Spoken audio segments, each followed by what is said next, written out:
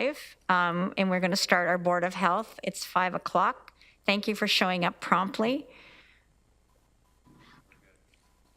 So I'd like to welcome everyone to our electronic Board of Health meeting. Due to the COVID-19 pandemic, Regional Council is practicing physical distancing. I am present in the council chambers. All other councillors are participating electronically. I would now ask the clerk, to do the roll call. Thank you, Chair. Chair Redmond. Present. Councillor Vanovic. Councillor Jaworski. Here. Councillor Clark. Here. Councillor Jewett. Councillor Erb. Here. Councillor Kiefer. Here. Councillor Nowak. Present. Councillor McGarry. Councillor Armstrong. Here. Councillor Harris. Councillor Shantz. Here. Councillor Strickland. Councillor Foxton. Present. Councillor Galloway. Here. And regrets from Councillor Lorentz. Thank you, Chair. Thank you, Mr. Clerk. I'd like to acknowledge the land on which we gathered today virtually as the traditional territory of the Haudenosaunee, Anishinaabe, and Neutral people.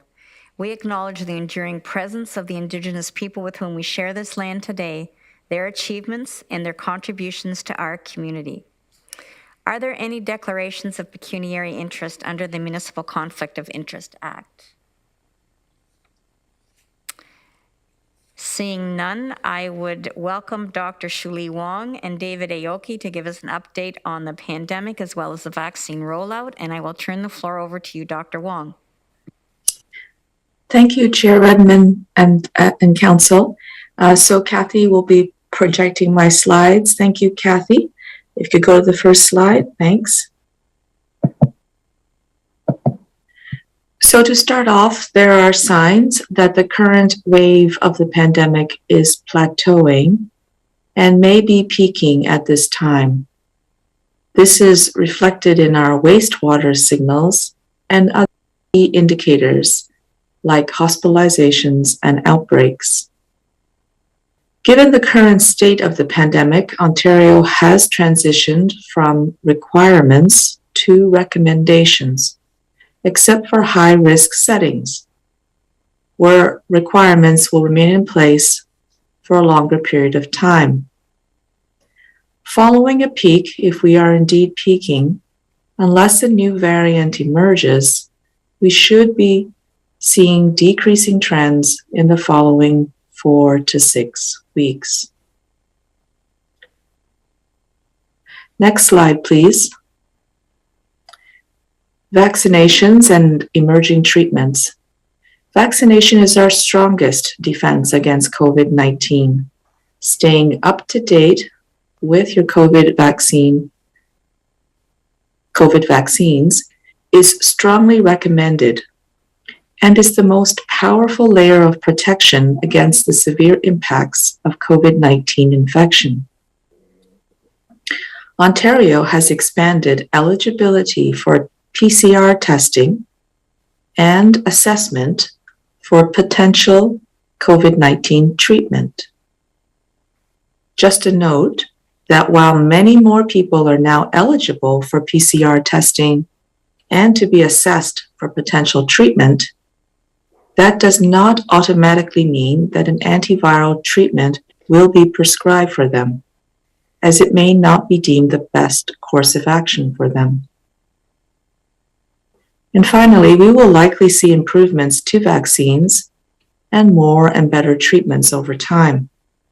For example, in the coming weeks, Ontario should be receiving its initial doses of the monoclonal antibodies Evusheld for prevention of COVID-19. Initial supply will be prioritized for select individuals at highest risk who may not respond well to vaccination, such as transplant and cancer patients. We should be receiving more information soon. Next slide, please. Last slide.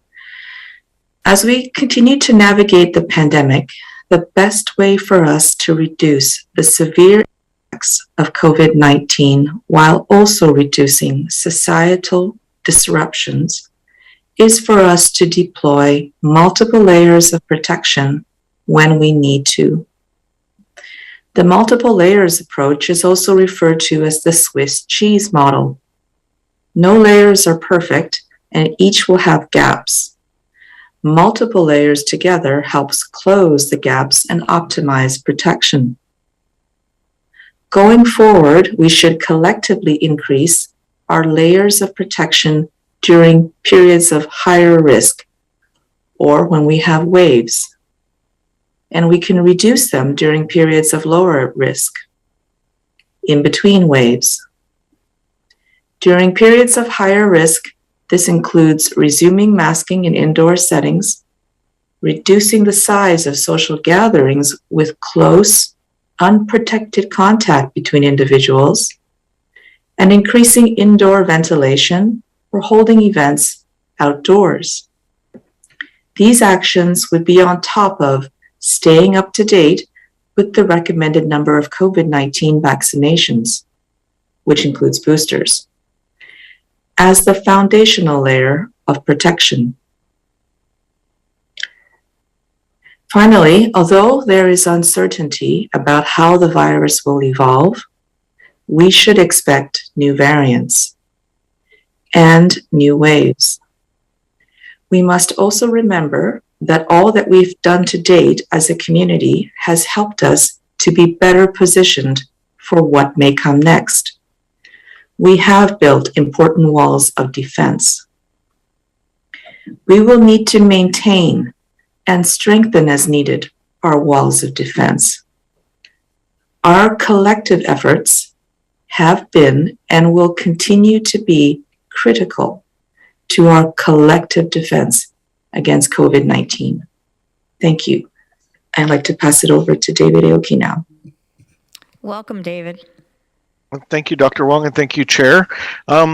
Today, our regional vaccine dashboard is showing that 89% of all those 5 years of age and older have received at least a single dose, and 86% of those 5 years of age and older have received 2 doses. Earlier in April, the province made fourth doses available to all those 60 years of age and older, and those 18 years of age and older, First Nations, Métis, and Inuit. Public Health will continue to offer fixed sites clinics, but we encourage residents to access vaccine at mobile clinics or their local pharmacy and healthcare providers. To date, we have provided just over 9,400 fourth doses, with over 6,500 doses of those being administered by pharmacy and other healthcare providers. We continue to partner with many community organizations to offer vaccine to more people to reduce barriers. We are now holding regular clinics with regional libraries. We are also providing vaccine in collaboration with community services at regional welcome spaces. And we continue to offer vaccines to school as after-hours drop-ins for families and students. And we continue to support long-term care and retirement homes to ensure their residents are up to date with boosters. We are putting an emphasis on mobile vaccination clinics to offer COVID vaccine to those who may not be able to access fixed sites. However, we do continue to offer fixed sites at our Boardwalk Clinic in Waterloo, Thursday through Monday, at 99 Beechwood in Cambridge, Saturday, Sunday, and Monday, and at 30 Christopher Drive in Cambridge on Tuesday, Wednesday, Saturday, and Sunday. We still encourage people to start their series or make sure they are up to date with their immunization, whether that be second, third, or fourth doses. Since the start of April, we continue to see about 200 people a week getting their first doses and about 300 getting their second dose. We continue to strive to ensure our community has access to COVID vaccines to prevent severe illness and hospitalizations. Thank you very much, Chair. Thank you so much, David and Dr. Wong. Are there any questions from Council? Councillor Galloway. Yeah, thanks, Madam Chair. I may have a question of both Dr. Wong and David. David, maybe first. On the weekend, on one of my bike rides, I came across a Go Transit bus that is a mobile vaccination clinic. And I'm just wondering, do we coordinate those, or do they just kind of come in on their own? Are we aware of them? Are those numbers rolled in numbers? So, thank you for the question, and through you, Madam Chair. Councillor Galloway, we are aware of those clinics. We don't coordinate them per se. They can be requested by communities or organizations in the community directly to the province. We certainly, when we are aware of them, if there's any supports that are needed through the province, we do provide them. We have in the past provided help with social media to get the word out about those clinics. But generally they're self-sufficient and don't require our support.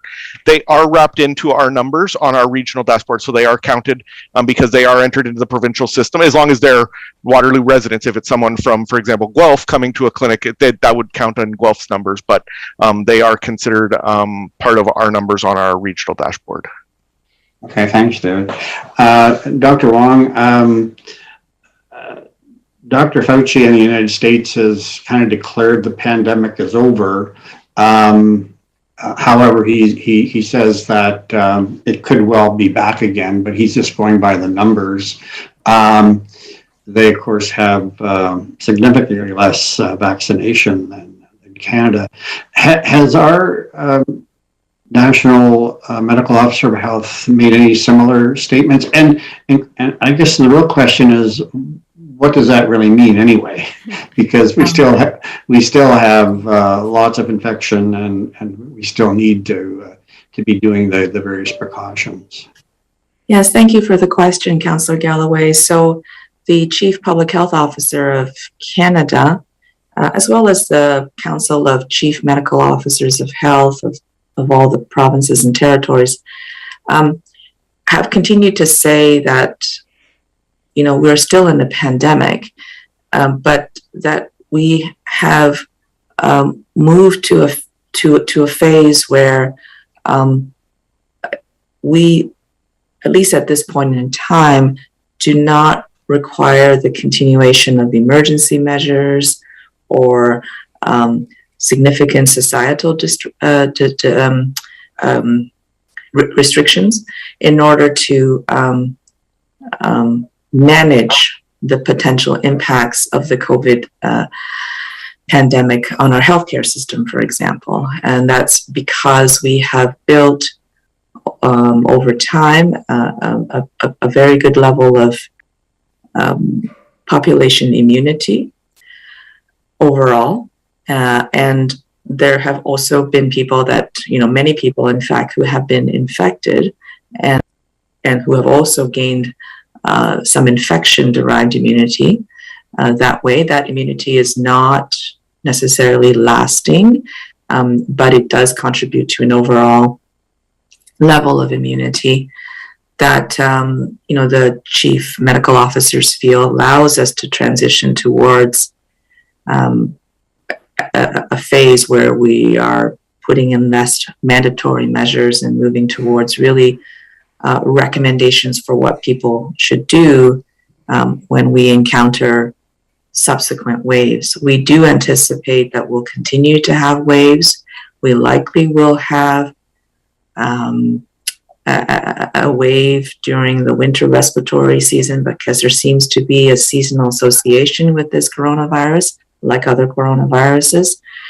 And so, you know, what we'll have to do is continue to maintain our level of protections, our base level of protection through vaccination, and augment that with those additional layers like masking and good indoor air ventilation and staying at home when sick, when there are periods of elevated risk. So I think that's maybe what Dr. Fauci was referring to as well. I haven't seen that interview yet, but the world in general is moving in this direction. Okay, thank you. Thank you. Councillor Erb, please go ahead. Thank you, Madam Chair. And this, I'm not sure either for David or Dr. Wong. There's been reports in the media in the last number of weeks about the rise of the influenza, of a specific strain. And my assumption is that it's early. compared to when we're normally used to hearing about this, or maybe I'm mistaken on that. And I'm wondering what the implications of that might be, and are we looking at another vaccination for the influenza sooner than what's normally anticipated in the fall? David, do you want me to get started or do you want to go first? I'm happy to start, Dr. Wong, and then if you want information, thank you, Councillor Urban, through you, Madam Chair. I think this is actually probably the tail end of what would be normally classified as our routine flu season, except usually it starts, about mid-December, late December, and peaks around the end of January. What I would, we haven't seen flu in the last 2 years, and I would think that would be mostly due to a few factors. One being that the large amount of coronavirus that's spreading has probably eked out a lot of the, for lack of a better term, sorry, the ability for other respiratory viruses to circulate. The other thing is the mandates that have been in place prior to, really mid-March, masking, the schools shutting down for periods of time, closures, things like that, have really, the number of people in a space that has been limited has limited the spread of other respiratory viruses. And as we have dropped some of those mandates, those viruses haven't necessarily gone away. And we have seen some local transmission of flu, not a lot, and not what we would consider to be a normal flu transmission kind of period. This would be, we're not expecting any new vaccine. The vaccine that was offered in the fall will still be protective of what's circulating now, or as much as we expect a vaccine to protect. I don't have enough information yet. Still, we have very little transmission, so I can't say, how effective the vaccine is at this year. But we would expect that coming into this flu season, this year coming up, we will again be offering, through public health clinics and through local pharmacies and primary care, the flu vaccine for this year. So this is really, we normally can see flu vaccine in a year up until really, we kind of say Victoria Day weekend is kind of the end of flu season. So this is still the tail end of what we would consider to be the 2021-2022 flu season, not a new flu season necessarily right now. Dr. Wong, did you want to add anything? You just wanted to actually add what David said at the end, which is the duration of a flu season varies from flu season to flu season. It can start as early as September and end as late as May, the May long weekend that David mentioned. And even though most of the time the biggest peak, so to speak, is in the months of December, January, February, sometimes you can have an additional peak later on in April and in March. And so, it looks like what's happening is that along with other respiratory viruses, in addition to the flu, that are now circulating more now that COVID restrictions have lifted, we're seeing the tail end of the flu season, so to speak. And yeah, it's all respiratory viruses and other types of viruses are circulating more now since the lifting of restrictions. So it sounds like there's this little war going on between different viruses as to which one has more strength and which one rises to the top faster. Interesting. And thanks for that clarity, because there have been a number of people have been talking about it, and so that's helpful information. Thank you. Thank you very much. I see no further questions, colleagues. So Dr. Wong and David, thank you very much. I think these reports and updates are still really important.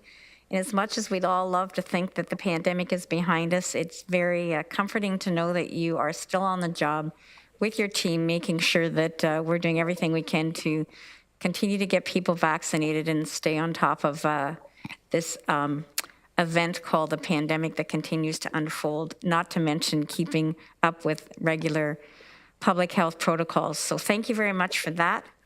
Colleagues, I would now entertain a motion to go into closed session. If I could have a mover.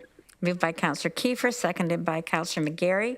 Could you please use your icons to vote yes or no? And this is to go into a closed meeting on Wednesday, April the 27th. That is carried. Colleagues, I will now entertain a motion to adjourn this meeting. Moved by Counselor Foxton, seconded by Counselor Erb. Please use your icons to vote yes or no. That is carried, colleagues. We are going to start our regular scheduled council meeting at 7.